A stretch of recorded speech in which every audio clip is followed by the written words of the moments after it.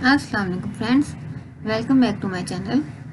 अच्छा, आज हम बात करने जा रहे हैं ओइंग टू और ड्यू टू के बारे में। ये जो है ग्रामर से रिलेटेड एक रूल है ये कि ओइंग टू कहाँ यूज़ करना है और ड्यू टू कहाँ यूज़ करना है, और कैसे पता चलेगा कि ओइंग टू कहाँ यूज़ होगा और ड्यू टू कहाँ यूज़ होगा। हमारे एक सब्सक्राइबर हैं, उन्होंने कहा था कि इस पर आप वीडियो बनाएं, तो इसलिए मैंने आज इस टॉपिक को लिया है। अच्छा, अगर आप देखें कि कहाँ यूज़ होने हैं, तो अगर आप ग्रामर्स को देखें, डिक्शनरीज उठा के देखें, तो उनमें कोई रूल नहीं है कि कहाँ पे यूज़ होने हैं। आजकल हर जगह पे यूज़ हो रहे हैं ओइंग टू को। जैसे कि मैंने अपने एकेडमिक लाइफ में पढ़ा था कि ओइंग टू को सेंटेंस के स्टार्ट में ही यूज़ करना है, ड्यू टू को सेंटेंस के स्टार्ट में यूज़ नहीं करना। हमने ये रूल पढ़ा था, ये हार्ड एंड फास्ट रूल था कि ऐसे ही करना है, इसके बगैर सेंटेंस रॉन्ग हो जाएगा। लेकिन अब अगर आप देखें तो ये रूल नहीं चल रहा। अब हर चीज़ यूज़ हो रही है। ओइंग टू को सेंटेंस के स्टार्ट में भी यूज़ कर रहे हैं, मिड में भी यूज़ कर रहे हैं, एंड पर भी यूज़ कर रहे हैं, इस तरह ड्यू टू को। ठीक है, इसलिए ग्रामर में कोई रूल नहीं है इनके बारे में। मैंने चूँकि हमने भी ऐसे ही पढ़ा था। अब चूँकि ग्रामर मॉडिफाई होती रहती है, नए रूल्स आते रहते हैं, इसलिए ये रूल्स चेंज हो गए हैं। लेकिन फिर भी कुछ लोग फॉलो करते हैं इस तरह के रूल्स को। मैंने भी यही पढ़ा था, लेकिन अब चूँकि वीडियो बना रही थी तो इसलिए मैंने कुछ स्टडी और किया, नेट सर्फिंग की। तो उससे जो मुझे पॉइंट्स मिले हैं, 2-3 पॉइंट्स हैं, वो मैं यहाँ पे आज डिस्कस करने जा रही हूँ। लेकिन अगर आप ग्रामर्स में, जैसे कि मैंने कहा, देखें तो वो रूल्स आपको ग्रामर डिक्शनरीज में नहीं मिलेंगे। बस मैंने जो मुझे रूल्स मिले, कुछ लोगों ने बताए हुए थे, तो वहाँ से मुझे कुछ पॉइंट्स मिले, तो वो मैंने सोचा कि मैं आपको भी यहाँ पे शेयर करूँ, ताकि आपको थोड़ा सा ईजी हो जाए ये देखना कि कहाँ पे हमने इनको यूज़ करना है दोनों को। ठीक है, अब पहले हम इनका मीनिंग देख लेते हैं। अच्छा, ये जो मैं बताने लगी हूँ पॉइंट्स, ये कन्वर्सेशन में यूज़ होते हैं, रिटर्न में इतने यूज़ नहीं होते। जैसे कि मैंने कहा कि रिटर्न में हर जगह पे अब दोनों को यूज़ किया जा रहा है। कन्वर्सेशन करते हुए थोड़ी सी ये है कि ये रूल्स लोग फॉलो कर रहे हैं, जो मैं पॉइंट्स बताने लगी हूँ। क्या पॉइंट्स हैं वो अभी देखते हैं हम।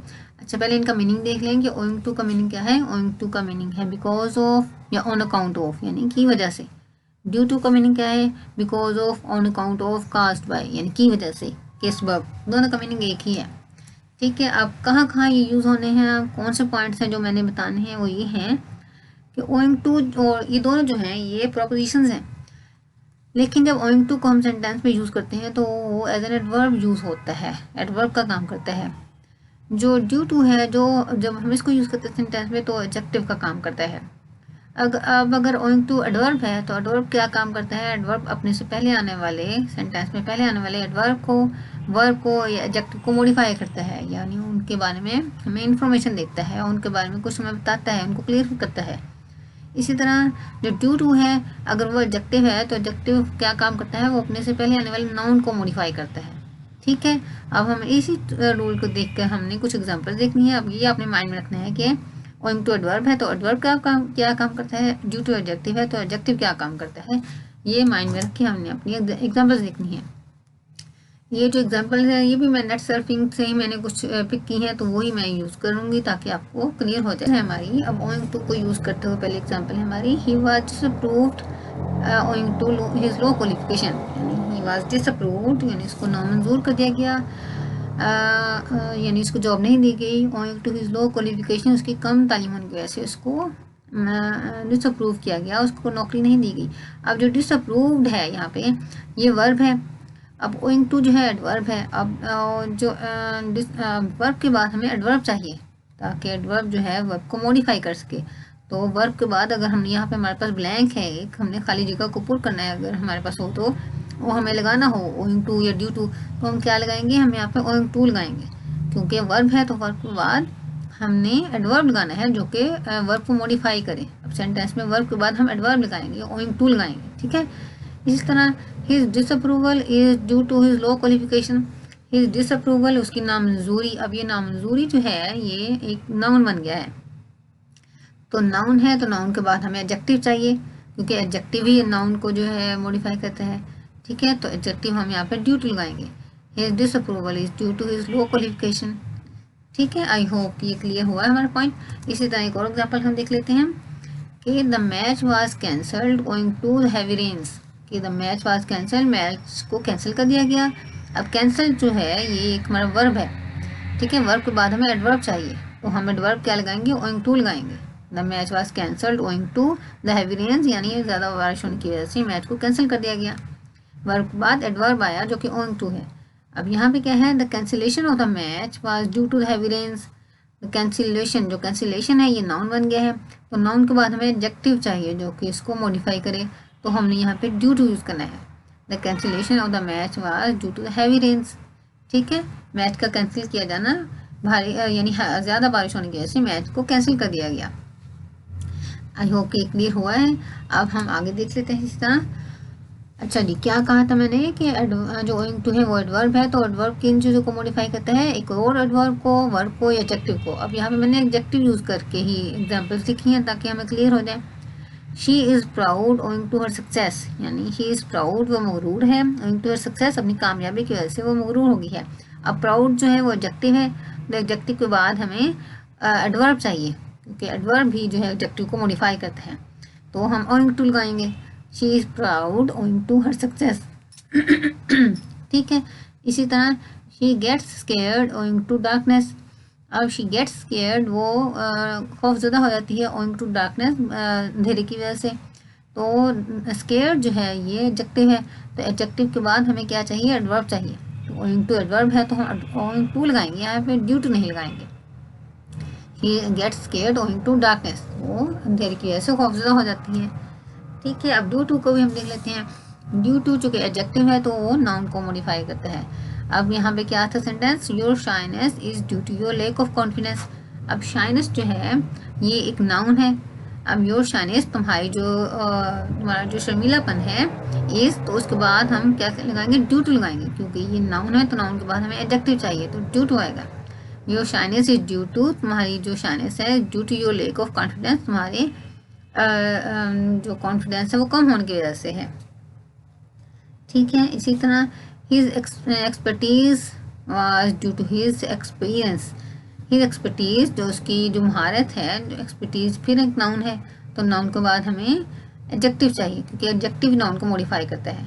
तो एडजेक्टिव कौन सा है हमारे पास, ओइंग टू या ड्यू टू में से ड्यू टू एडजेक्टिव है। तो हिज एक्सपर्टीज, जो उसकी महारत है, वो was due to his experience, उसकी एक्सपीरियंस की वजह से, तजर्बे की वजह से थी। ठीक है, इसी तरह आगे हम देखते हैं एक और पॉइंट।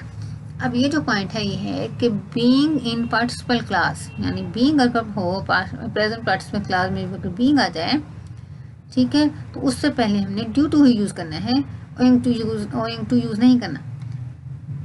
कैसे, हम यहाँ पे एग्जाम्पल लिख सकते हैं कि बीइंग एंग्री, मैंने सेंटेंस शुरू किया है बीइंग एंग्री, इससे शुरू में आगे हमने लगाना है तो हम ड्यू टू लगाएंगे।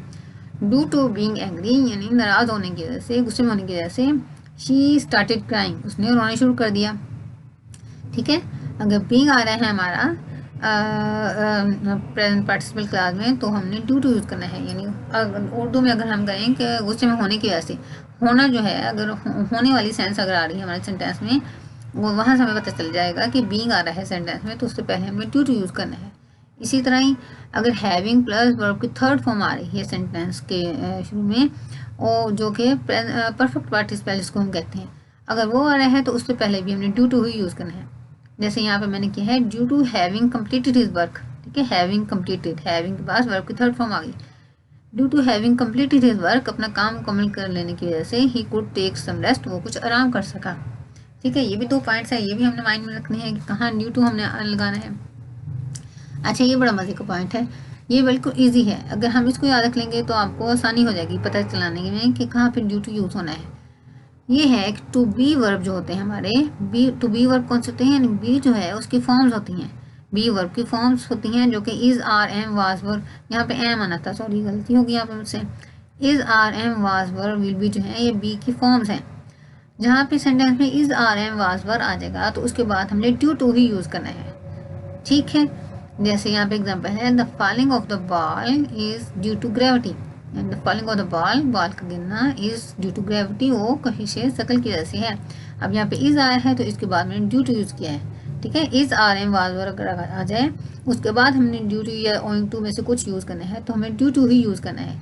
अगर आप पीछे जो वीडियो को स्टार्ट करके जो पीछे वाले एग्जाम्पल हैं वो देखें तो वहाँ पे आपको पता चलेगा, जहाँ पे भी is are am was were आया है, बी की फॉर्म्स आई हैं, वहाँ पे मैंने ड्यू टू ही यूज़ किया है, ओइंग टू यूज़ नहीं किया। इसी तरह ये एग्जाम्पल देख लेते हैं। The accident was due to reckless driving. जो एक्सीडेंट हुआ वाज आ गया यहाँ पे, is are am was were में से बी फॉर्म है ये। The accident was due to, accident हुआ due to reckless driving, reckless driving करने की वजह से एक्सीडेंट हुआ। वाज के बाद फिर ड्यू टू आ गया। ठीक है, ये एक बड़ा मजे का पॉइंट है जो अगर आपके माइंड में रह जाएगा तो आपको ईजी हो जाएगा ये पता चलाना कि कहाँ पे हमने ड्यू टू यूज़ करना है और वहाँ पे हमने ओइंग टू यूज़ नहीं करना। इसके अलावा ये जो एक पॉइंट था कि ओइंग टू स्टार्ट में ही यूज़ होता है, ये तो हमारे शुरू से एक रूल आ रहा है कि ओइंग टू स्टार्ट में यूज़ करना है। कि owing to snowfall we enjoyed lot, कि स्नोफॉल होने की वजह से हमने बहुत इंजॉय किया, ओइंग टू को स्टार्ट में यूज़ करेंगे। ये तो है, अभी भी है रूल, लेकिन इसको फॉलो इतना नहीं कर रहे लोग। तो ये एक रूल शुरू में था। ठीक है, दो रूल्स हमें पता चले इसके अलावा कि अगर हमारा एक्शन वर्ब आ रहा है सेंटेंस में तो उसके बाद हमने ओइंग टू को यूज़ करना है। अगर हमारा बी वर्ब आ रहा है is are am was were तो उसके बाद हमने ड्यू टू को यूज़ करना है। आई होप कि थोड़ा सा आपको क्लियर हो गया होगा कि कहाँ पे आपने यूज़ करना है ड्यू टू को, कहाँ पे हमने यूज़ करना है ओइंग टू को, और कहाँ पे यूज़ नहीं करना है इनको। इसके अलावा अगर हम देखें उठा के तो जैसे मैंने शुरू में कहा कि हर जगह पे ये यूज़ हो रहे हैं, कोई में इनका रूल इनके खास नहीं है।